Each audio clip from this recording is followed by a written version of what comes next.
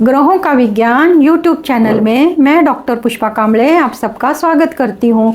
आज मैं आपको कुंडली पढ़ना सीखे के क्रम में पार्ट 100 सिखाना शुरू करती हूँ। आज के पाठ में कन्या राशि का मासिक राशिफल 9 ग्रहों के अनुसार कैसा देखा जाता है, उसके शुभ और अशुभ परिणाम क्या मिलते हैं।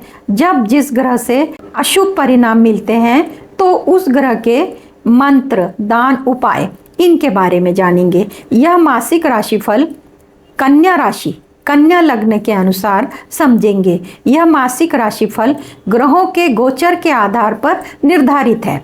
इसके जो शुभ फल और अशुभ फल होंगे वे व्यक्तिगत कुंडली में अशुभ ग्रह की महादशा, अंतर्दशा, प्रत्यंतर दशा चल रही होगी तो अशुभ फल अनुभव में आएंगे। उसी प्रकार व्यक्तिगत कुंडली के ग्रह और गोचर के ग्रह 6, 8, 12 का संबंध बनाते हैं तो ग्रह से संबंधित अशुभ परिणाम अनुभव में आते हैं। इसके लिए उपाय, मंत्र, दान कर सकते हैं। व्यक्तिगत कुंडली में शुभ ग्रह की महादशा, अंतर्दशा, प्रत्यंतर दशा चल रही होगी तो शुभ फल में वृद्धि होगी। जो ग्रह अशुभ फल दे रहा है तो उस ग्रह के मंत्र करके ग्रह की ऊर्जा बढ़ा सकते हैं और ग्रह से संबंधित अनुकूल परिणाम पा सकते हैं।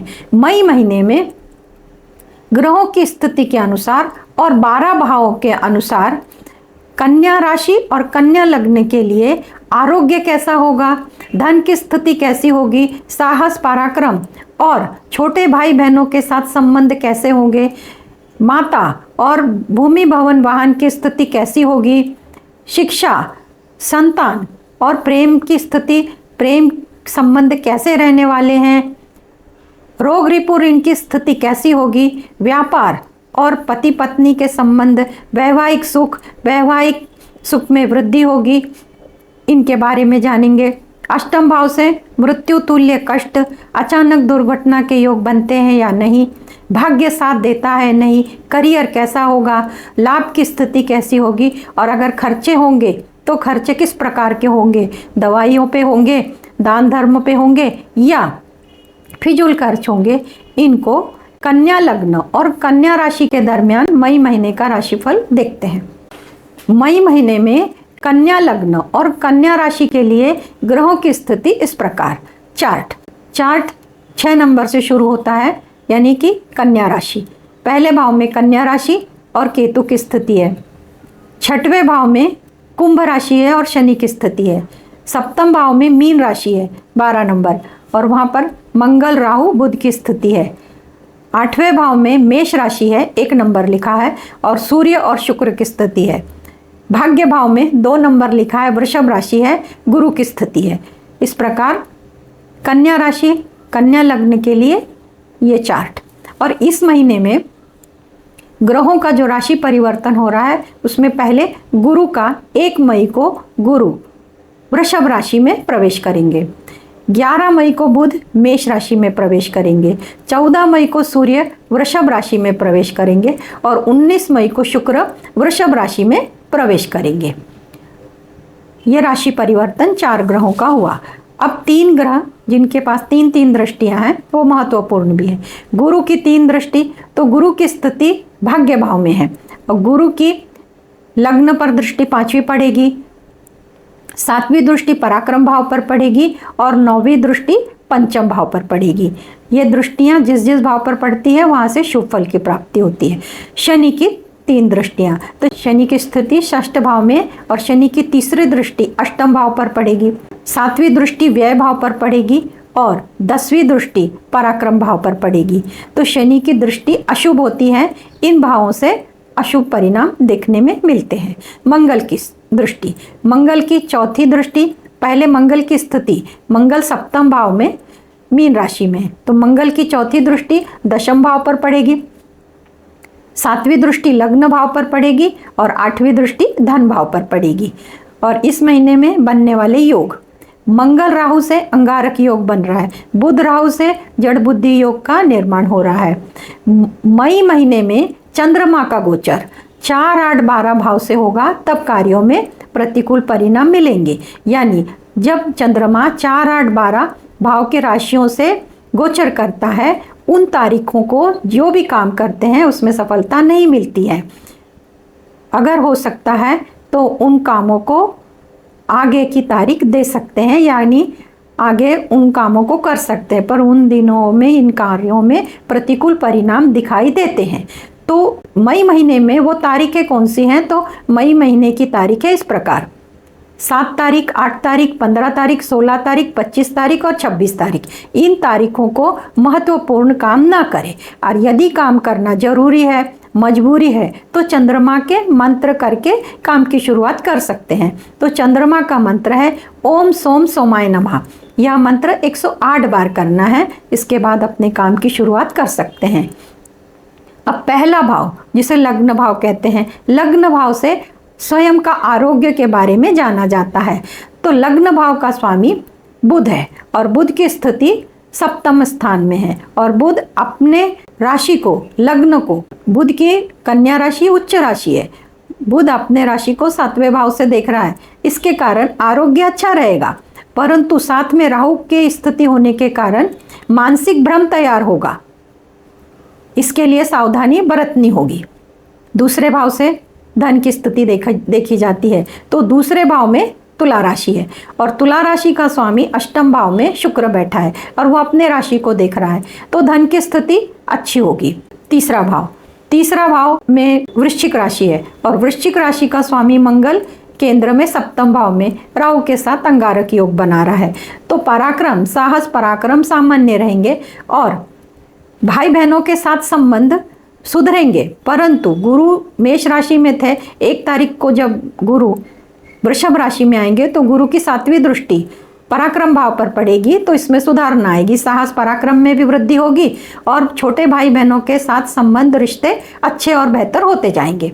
चौथे भाव से हम माता का स्वास्थ्य और भूमि भवन वाहन के बारे में जानते हैं।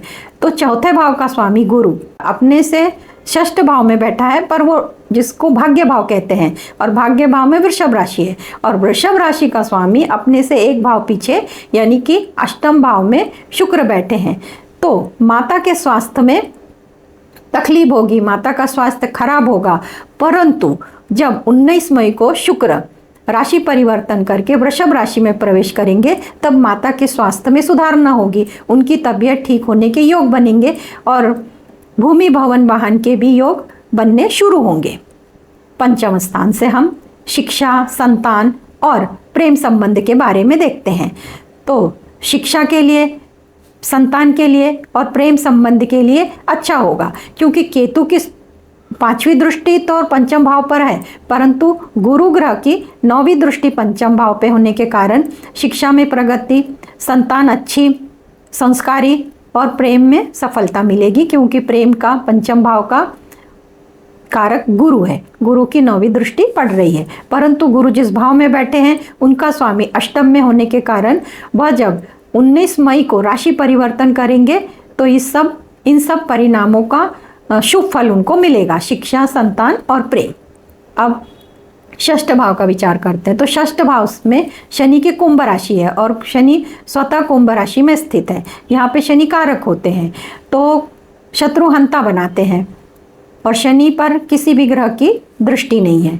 तो रोग, रिपु, ऋण जैसे हैं वैसे सामान्य रहेंगे, ज़्यादा उसमें ऊंच नीच नहीं हो सकती है। सप्तम भाव से व्यापार का विचार किया जाता है और वैवाहिक सुख का विचार किया जाता है। तो सप्तम भाव का जो स्वामी है गुरु, वो भाग्य भाव में बैठा है, तो यह स्थिति अच्छी है। परंतु भाग्य भाव का स्वामी शुक्र अष्टम में बैठने के कारण जो सामान्य स्थिति है 19 मई 2024 के बाद, 19 मई को जब शुक्र राशि परिवर्तन करके वृषभ राशि में आएंगे तब वैवाहिक जीवन और भी सुखी समाधानी होगा। सुख के वैवाहिक जीवन में सुख में वृद्धि होगी और वैसे ही योग बनेंगे। अब अष्टम भाव से चोट चपेट दुर्घटना का विचार करते हैं। अष्टम भाव का जो स्वामी अपने से 1 भाव पीछे है, परंतु वहाँ पे सूर्य की और शुक्र की स्थिति है। सूर्य और शुक्र दोनों भी उष्ण ग्रह हैं। जो सूर्य 14 मई को राशि परिवर्तन करेंगे तो तृतीय एकादशी इसका संबंध बनेगा, तब कोई भी अचानक दुर्घटना का कोई संबंध नहीं बनेगा, यानी कि शुभ समय शुरू होगा। भाग्य का जो भाग्य में जो राशि है वृषभ राशि का स्वामी शुक्र है, वो अपने से पीछे एक राशि में और अष्टम भाव अशुभ भाव में है। जब 19 मई को शुक्र राशि परिवर्तन करेगा तो इनको भाग्य साथ देगा। गुरु और शुक्र एक साथ आएंगे तो इनको भाग्य से लाभ मिलेगा। भाग्य से जो जो मिलता है, यात्रा भी हो सकती है, जो चाहते हैं वो सब मिलेगा भाग्य से।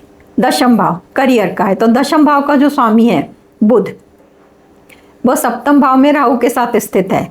तो करियर तो अच्छा होगा, परंतु कुछ भ्रम की स्थिति भी होगी, इसलिए जो नौकरी अभी चल रही है उसको वैसे ही चलने दो, बदलने का प्रयत्न ना करें। पर जब बुध 11 मई को राशि परिवर्तन करेंगे, उसके बाद नौकरी में अगर परिवर्तन करना चाहते हैं तो कर सकते हैं लाभ से। तो लाभ भाव का जो स्वामी है और लाभ का कारक ग्रह गुरु होता है, तो गुरु लाभ भाव से 11वें भाव यानी कि तृतीय एकादश इसका संबंध बन रहा है।